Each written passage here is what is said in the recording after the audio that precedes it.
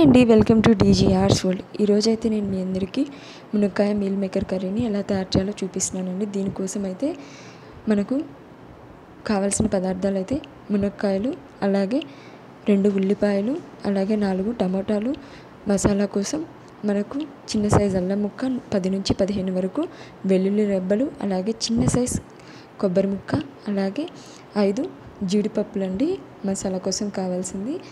తర్వాత మనకు పట్టా మొగ్గ, అలాగే బిర్యానీ ఆకు, అలాగే కొత్తిమీర, పుదీనా దీనికోసం కావాలండి. అలాగే మీల్ మేకర్ని మనం వేడి నీళ్ళల్లో నానబెట్టి తీసుకోవాలి. ఈ కర్రీ అయితే మనకు చికెన్ కర్రీకి సమానంగా ఉంటుందండి. అస్సలు టేస్ట్లో ఏ మాత్రం తేడా ఉండదు. సేమ్ మనకు చికెన్ కర్రీ తింటే ఎలా ఉంటుందో అలాగే ఉంటుంది. అలాగే ఈ కర్రీ అయితే మనకు టిఫిన్లోకి, అలాగే రైస్లోకి చాలా బాగుంటుంది. టిఫిన్ ఐటమ్స్లో అయితే మనకు చపాతీ, రోటీల్లోకి ఇంకా అద్దరిపోతుందండి. ఒకసారి మీరు కూడా ట్రై చేసేయండి.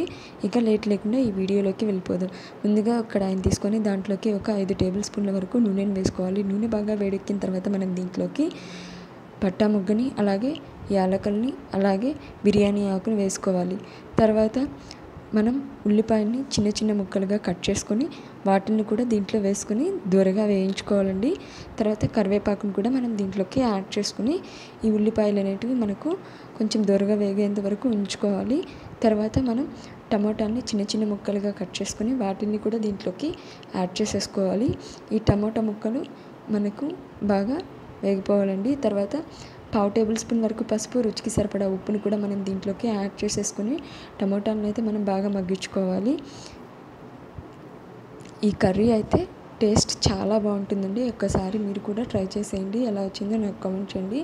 అలాగే ఫస్ట్ టైం కనుక మీరు మన వీడియోస్ని చూస్తున్నట్లయితే ప్లీజ్ మన ఛానల్ని సబ్స్క్రైబ్ చేసుకోండి. మీ సపోర్ట్ అయితే మన ఛానల్కి చాలా అవసరం ఉందండి. లైక్ చేయండి, షేర్ చేయండి, కామెంట్ చేయండి.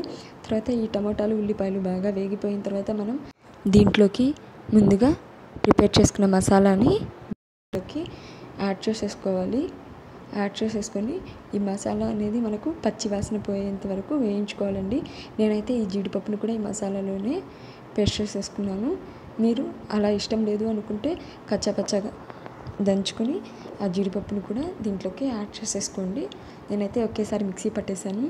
తర్వాత ఈ మసాలా అనేది పచ్చివాసన పోయిన తర్వాత మనం దీంట్లోకి 2 టేబుల్ స్పూన్ల వరకు వేయించి పొడి చేసుకున్న ధనియాల పొడిని, అలాగే 1 టేబుల్ స్పూన్ చికెన్ మసాలా పౌడర్ని దీంట్లోకి యాడ్ చేసుకోవాలండి. తర్వాత రుచికి సరిపడా కారంని కూడా మనం దీంట్లోకి యాడ్ చేసేసుకొని ఒకసారి బాగా కలిపేసుకోవాలండి. తర్వాత మనం వేడి నీళ్ళల్లో నానబెట్టుకున్న మీల్ మేకర్ని కూడా మనం దీంట్లోకి యాడ్ చేసేసుకొని ఒకసారి బాగా కలిపేసుకోవాలండి. తర్వాత ఈ మునక్కాయ ముక్కల్ని కూడా మనం దీంట్లోకి యాడ్ చేసుకొని బాగా కలిపేసుకోవాలి.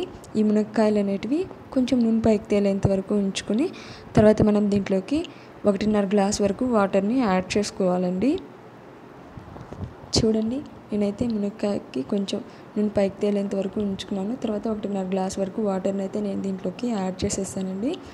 తర్వాత మూత పెట్టేసి నేను ఈ మునక్కాయ ముక్కల్ని బాగా ఉడికించేసుకున్నాను. టేస్ట్ అయితే అదిరిపోయిందండి. అంతే అండి, చూడండి మనకు మునక్కాయ ముక్కలు అయితే బాగా ఉడికిపోయాయి. ఒక్కసారి మీరు కూడా ట్రై చేసేయండి.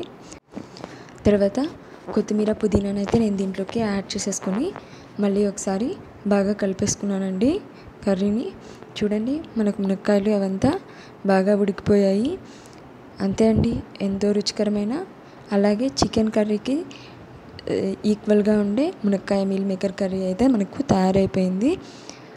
ఈ కర్రీ అయితే మనకు రైస్లోకి, రోటీలోకి, చపాతీలోకి, అలాగే ఇడ్లీ, దోశ వీటిల్లో కూడా చాలా బాగుంటుందండి. తర్వాత దీన్ని ఒక సర్వింగ్ బౌల్లోకి తీసుకుని సర్వ్ చేసుకుంటే సరిపోతుంది. అంతే అండి. మీకు కనుక ఈ వీడియో నచ్చినట్లయితే ప్లీజ్ మన ఛానల్ని సబ్స్క్రైబ్ చేసుకోండి. Thanks for watching.